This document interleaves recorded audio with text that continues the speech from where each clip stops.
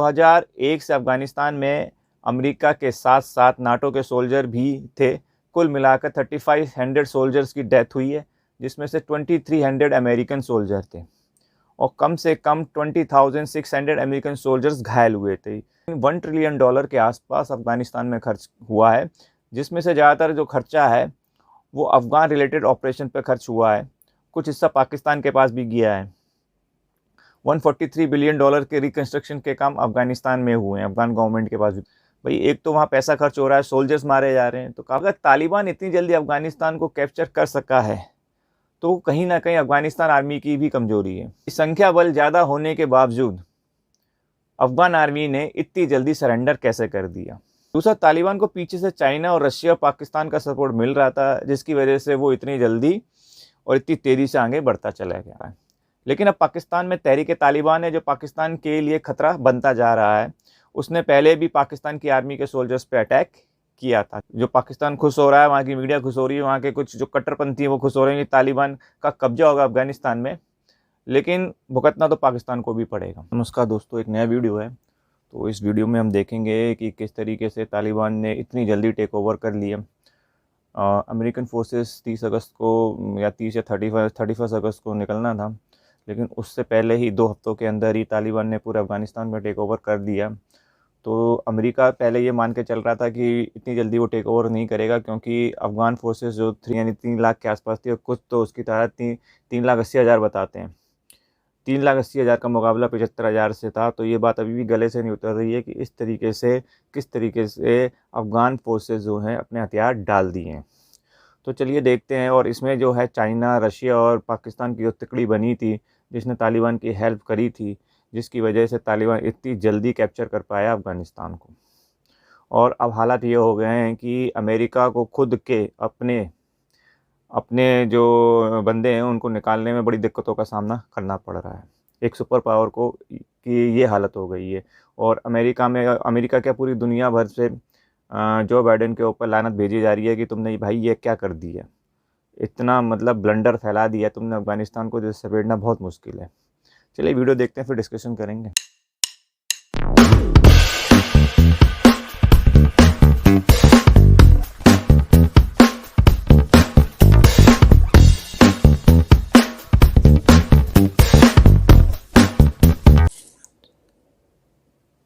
Hello and I welcome you to world affairs. मैं हूं Prashant Dhawan. Kabul has fallen. Taliban जीत चुका है अफगानिस्तान को। कैपिटल यहाँ पे कब्जा चुका है तालिबान, और ये 2 हफ्तों में कैप्चर कर लिया। बाइडन का एक बहुत बड़ा ये ब्लंडर है। यहाँ पे आप देखोगे कुछ ही घंटों में तालिबान ने ये कहा है कि ये चार्ज ले लेंगे काबुल से, और ऐसा नहीं है कि अभी कुछ किलोमीटर ये दूर है। काबुल को कम्प्लीटली घेर लिया है। यूएस ने डर के मारे जो अपने डिप्लोमेट्स हैं ये पुल आउट कर लिए हैं। इस तरीके से यूएस के डिप्लोमेट्स भागे हैं काबुल से। यहाँ पे आप देखोगे इमरजेंसी बेसिस पर यूएस का जो ये चॉपर है यहाँ पर लैंड किया। यूएस एम्बेसी पर जो भी इनके डिप्लोमेट है चॉपर में चले गए। पीछे से जो ये आग है ये डॉक्यूमेंट्स की। यूएस गवर्नमेंट ने इनको ये कहा कि जो भी आपके डॉक्यूमेंट्स हैं यहाँ पर सब कुछ यहाँ पर जला दो, जो भी सेंसिटिव इंफॉर्मेशन है सब कुछ डिस्ट्रॉय करके लीव काबुल इमीडिएटली। और अशरफ गनी की सरकार भी यहाँ पर सरेंडर कर चुकी है। इन्होंने यहाँ पर यह कहा है सरेंडर कर चुकी है, भाग गए। पीसफुल ट्रांसफर ऑफ पावर होगा। हम खुद ही चुपचाप जो ऑफिस है ये छोड़ देंगे और एक नई सरकार बनाई जाएगी अफगानिस्तान में। यह अभी तक क्लियर नहीं है कि अशरफ गनी के साथ यहाँ पर क्या होगा। क्या अशरफ गनी भी जो नई सरकार बनेगी वहाँ पे कुछ एक पोजीशन होल्ड करेंगे, या फिर ऑल टुगेदर उनको साइडलाइन कर दिया जाएगा। अभी के लिए तो यहाँ पर ये लग रहा है कि अशरफ गनी रिजाइन करने वाले हैं और नई तालिबान बैक्ड गवर्नमेंट बनेगी इन अफगानिस्तान। और मैं शब्दों में यहाँ पर बयान नहीं कर सकता कि जो बाइडन के लिए ये कितना बड़ा ब्लंडर। आई थिंक उनकी जो प्रेसिडेंसी है वो खतरे में आ जाएगी अफगानिस्तान के इस ब्लंडर की वजह से। डोनाल्ड ट्रंप तो दुनिया भर का उखाड़ने में लगा हुआ है, अमेरिकन मीडिया, हर जगह ये शब्द यूज किए जा रहे हैं, जो Biden big blunder. Middle east में जिन्होंने यहाँ पर ब्लंडर कर दिया है, कई सालों तक याद रखा जाएगा, क्योंकि यहाँ पे आपको समझना होगा कि हुआ क्या है। तालिबान ने सिर्फ काबुल को कैप्चर नहीं किया, अब ऑल टुगेदर अफगानिस्तान की जो सिक्योरिटी सिचुएशन है चेंज हो चुकी है। बहुत सारी प्रिजन थी, जेल थी यहाँ पर काबुल में, जहां पर अल-कायदा के पुराने मेंबर्स, बहुत खतरनाक जो आतंकवादी हैं ये पकड़ रखे थे। तालिबान ने सबको यहाँ पर फ्री करने का फैसला किया है। इन आतंकवादियों को पकड़ने के लिए यूएस ने बहाया था अपना खून, इनके सोल्जर्स ने अपना खून बहाया था। इसलिए आज के समय यूएस सोल्जर्स खुद ही कह रहे हैं कि हमें अपनी सरकार में भरोसा नहीं है कि ये लोग कब क्या कर देंगे। 20 साल तक यूएस मिलिट्री ने खून बहाया इन अफगानिस्तान। अचानक से जो बाइडन ने बिल्कुल पैनिक मोड में आकर इवैक्यूएट कर दिया सब कुछ अफगानिस्तान से। कोई नीड नहीं थी ये सब करने की। आप एक बार सोच कर देखिए, क्या यार, जो बाइडन अब अचानक से ये कह रहे थे कि मैं अब इस वक्त 3,000 तो अपने 5,000 ही सोल्जर्स लोगों को वापस भेजूंगा बचाने के डाले पड़े अफगानिस्तान हुए हैं में, अमेरिका के। अब उसकी नीड ही नहीं है। यूएस डिप्लोमेट्स भाग चुके हैं, वो इनको मौका ही नहीं यहाँ पर मिलेगा कि अपने सोल्जर्स यहाँ पे लोग डिप्लॉय करें, अनलेस फिर से इन्वेजन करनी है, वो तो खैर अलग बात है। बट ओवरऑल यूएसए काफी हद तक डिमोरलाइज फील कर रहा है। इनका मीडिया खुद ये क्वेश्चन पूछ रहा है। यहाँ पे आप देखोगे वॉशिंगटन पोस्ट का आर्टिकल है कि अफगानिस्तान का जो ये कोलैप्स हुआ है विद इन डेज, इससे जो हमारे एलाइज हैं, जो आज के समय यूएस के मित्र मुल्क हैं, जिसमें आप इंडिया को भी काउंट कर सकते हो, जापान को भी काउंट कर सकते हो, ये सोचेंगे कि कल को हम यूएस पे डिपेंड कर सकते हैं अदर फ्रंट्स पे, क्योंकि यूएस के प्रेसिडेंट कुछ ही हफ्तों पहले ये स्टेटमेंट दे रहे थे। मैं चाहता हूं आप सब लोग बाइडन की जो स्टेटमेंट है ये सुने। और बाय द वे ये प्रेस कॉन्फ्रेंस जुलाई महीने की है, रफली 30 दिन के आसपास हुए हैं। इनको भी आइडिया नहीं था ना कि तेली टेक ओवर कर कि लेंगे। क्या 31 तालिबान अगस्त का का जो सोचे बैठे टेकओवर थे। है ऑफ अफगानिस्तान, क्या ये इनएविटेबल है, जैसे थैनोस की तरह आई एम इनएविटेबल, कि ये होना ही होना है। तो यहाँ पर बाइडन ने ये कहा, Is a Taliban takeover of Afghanistan now inevitable? No, no it is not. Because you have the Afghan troops at 300,000. 3 lakh का मुकाबला 75,000 से था, बताओ। बता रहे थे कि हमारे पास और वो 3 लाख गायब हो गए। अफगान ट्रेन सोल्जर्स हैं। उन्होंने यहाँ पर ये भी कहा कि Well equipped. ये मुझे तो ऐसा लगता है करप्शन हुआ है, पेपर में ही थे वो 3 lakh. And an air Taliban की संख्या कितनी है? 75,000 के आसपास। तो it is against not something like inevitable. 75,000 Taliban. It is not a so again मैं यही कहूँगा कि बहुत ही बड़ा ब्लंडर है जो बाइडन का।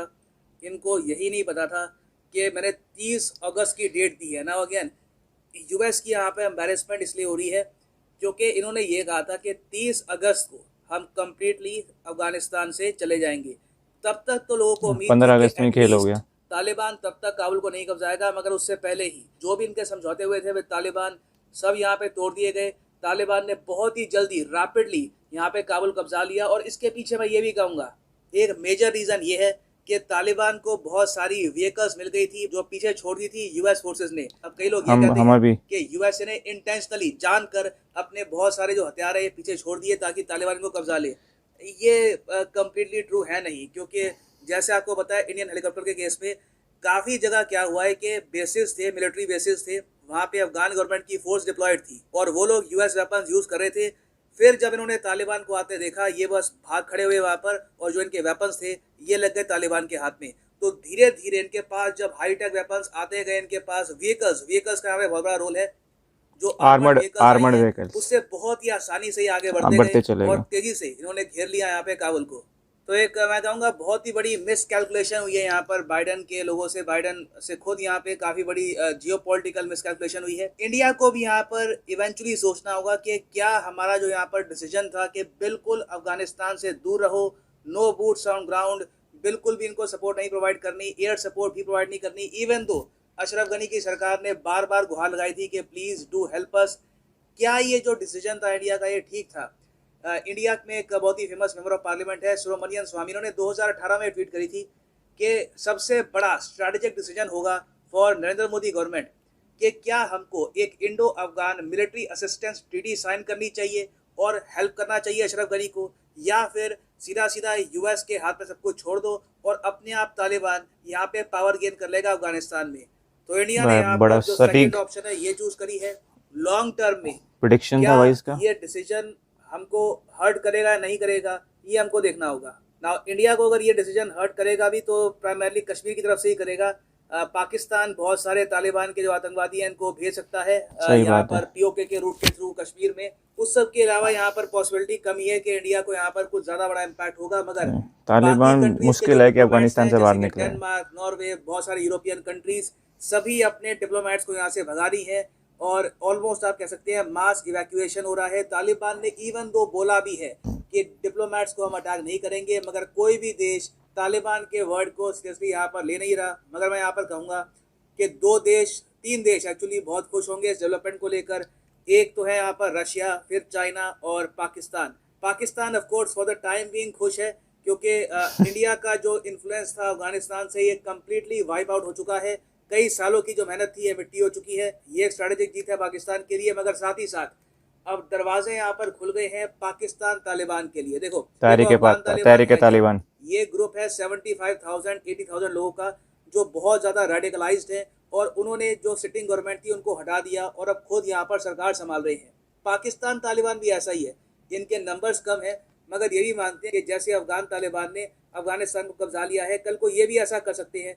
और मैं आपको ये बता दूं, रिलीजियस फंडामेंटलिज्म ऐसी चीज़ होती है कि जब आप उसके साथ खेलते हैं, कब आपके कंट्रोल से बाहर चली जाए आपको पता लगता नहीं है। तो पाकिस्तान के साथ भी ये इशू यहाँ पे आ सकता है इन द फ्यूचर, कि पाकिस्तान में ही जो बहुत सारे यहाँ पर ट्राइबल एरियाज है, वहाँ पर लोग कहे कि खैबर पख्तूनख्वा के जो इलाका है, कर रही, चलो हम यहाँ पे वहाँ बहुत तालिबान के इन्फ्लुएंस साथ है। मिल जाते हैं और कोशिश करते हैं यहाँ पर कि जो इमरान खान की गवर्नमेंट है इसको ओवरथ्रो करें।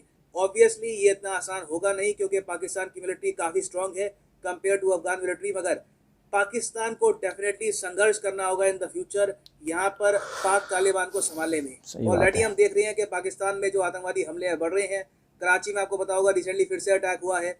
इन द फ्यूचर भी आप देखोगे कि पाकिस्तान में जो सिक्योरिटी सिचुएशन है ये काफ़ी ख़राब हो जाएगी। अगर चाइना का यहाँ पे काफ़ी बड़ा गेन है, यूएसए का मैं कहूँगा काफ़ी बड़ा गेन है। जिस तरीके से कई साल पहले यूएसएसआर ने जब कब्जाया था अफगानिस्तान को और यूएसए ने तालिबान का सपोर्ट करके यूएसएसआर को भगाया था, आज जो के काम समय पहले रशिया यूएसए भी ने यहाँ पर किया यही था, किया चाइना है। ने कर दिया इस रशिया बार। ने सीक्रेट लेवल पर तालिबान को बहुत सपोर्ट किया। यहाँ पे आप देख पाओगे 2019 की फोटो है, तालिबान के जो रिप्रेजेंटेटिव्स हैं ये गए थे मॉस्को में मिलने के लिए रशिया के विदेश मंत्री से।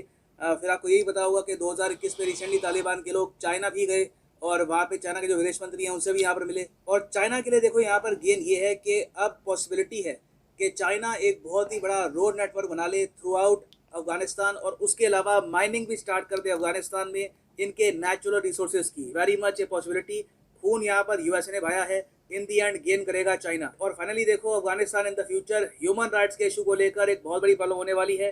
हालांकि तालिबान ने इनिशियली कहा था कि हम लोग इतने ज़्यादा सख्त नहीं होंगे अपने रूल्स को लेकर, अपने बिलीव्स को लेकर, मगर जिन एरियाज़ को भी यहाँ पर तालिबान ने कैप्चर किया है, it is recorded on video. इन्होंने लोगों के सर काटे हैं, औरतों को ये लोग स्कूल जाने नहीं दे रहे। ऑल टुगेदर सोसाइटी ट्रांसफॉर्म हो चुकी है। कई साल पीछे जा चुका है अफगानिस्तान। जो भी तरक्की हुई थी ये सब यहाँ पर मिट्टी हो चुकी है। और अब यहाँ पर क्वेश्चन ये है कि जो नई तालिबान की सरकार है, क्या दुनिया इसको रिकॉग्नाइज करेगी? चाइना तो यहाँ पर तैयार बैठा है। चाइना ने यहाँ पर चाइना के तो अपने इंटरेस्ट है ना, पावर होता है उसको तो रिसोर्सेज यूज करने, वहाँ के मिनरल रिसोर्सेज बहुत ज़्यादा है अफगानिस्तान में। Taliban government in Afghanistan. Russia भी आप अगर देखो तो इंडिया को ये कह रहा है कि जल्द से जल्द यूएन सिक्योरिटी काउंसिल में एक इमरजेंसी मीटिंग बुलाओ on the issue of Afghanistan. यहाँ पर देखना होगा कि रशिया क्या यहाँ पर प्रपोज करता है। It will be interesting to see, but इधर वे अफगानिस्तान अब ट्रांसफॉर्म हो चुका है। हम लोग वापस 20 साल पहले चले गए हैं, 2002 से पहले जब तालिबान का यहाँ पे राज होता था। और अब यहाँ पर देखना ये होगा कि क्या अल कायदा और बाकी जो आतंकवादी संगठन है ये फिर से यहाँ पर राइज करते हैं या फिर नहीं। तो काफ़ी अच्छा वीडियो था और इसमें काफ़ी विस्तार से बताया गया है कि अमेरिका के हालात क्या हैं और पाकिस्तान चाइना किस तरीके से या रशिया मिलकर तालिबान को हेल्प कर रहे हैं। तो कहने का मतलब ये है, देखिए सब लोग अमेरिका को क्रिटिसाइज़ कर रहे हैं कि आजकल जो अफ़गानिस्तान के हालात हैं उसके लिए अमेरिका को ही जिम्मेदार माना जा रहा है, लेकिन अमेरिका हमेशा से अफ़गानिस्तान में तो नहीं रह सकता, ये तो हम मान सकते हैं। हाँ, वो थोड़ा जल्दी में निकला लेकिन हमेशा के लिए तो नहीं रह सकता। अमेरिका 2001 में अफ़गानिस्तान में एंटर हुआ था, वो 20 साल बाद 20 साल वहाँ रहा। 2001 से अफ़गानिस्तान में अमेरिका के साथ साथ नाटो के सोल्जर भी थे। कुल मिलाकर 3500 सोल्जर्स की डेथ हुई है, जिसमें से 2300 अमेरिकन सोल्जर थे और कम से कम 20,600 अमेरिकन सोल्जर्स घायल हुए थे। ये ऑफिशियल डाटा है, उसके ऊपर कितने हुए ये नहीं मालूम, लेकिन ये ऑफिशियल डाटा है। इन 20 सालों में अमेरिका ने लगभग $1 ट्रिलियन अफ़गानिस्तान में खर्च कर दिया है, सिर्फ अफ़गानिस्तान। वैसे तो $3.2 ट्रिलियन खर्च हुआ अफ़गान वॉर में, लेकिन $1 ट्रिलियन के आसपास अफ़गानिस्तान में खर्च हुआ है, जिसमें से ज़्यादातर जो खर्चा है वो अफ़गान रिलेटेड ऑपरेशन पे खर्च हुआ है। कुछ हिस्सा पाकिस्तान के पास भी गया है। $143 बिलियन के रिकन्स्ट्रक्शन के काम अफ़गानिस्तान में हुए हैं, अफ़गान गवर्नमेंट के पास भी पैसा गया है। रफली अमेरिका अफ़गानिस्तान में हर साल $50 बिलियन खर्च करता है, एक रफली आइडिया है, 50 से 60 बिलियन डॉलर के आसपास वो खर्च करता है। इसलिए अमेरिकन पॉलिटिशियन पर अमेरिकन सोल्जर्स को वापस बुलाने का काफ़ी प्रेशर था।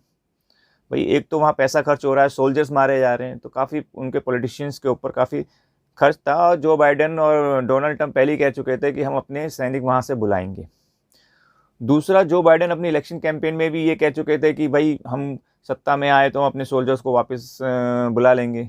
अगर तालिबान इतनी जल्दी अफ़गानिस्तान को कैप्चर कर सका है तो कहीं ना कहीं अफ़गानिस्तान आर्मी की भी कमज़ोरी है, जो भी उजागर कर देती है कि संख्या बल ज़्यादा होने के बावजूद अफ़गान आर्मी ने इतनी जल्दी सरेंडर कैसे कर दिया।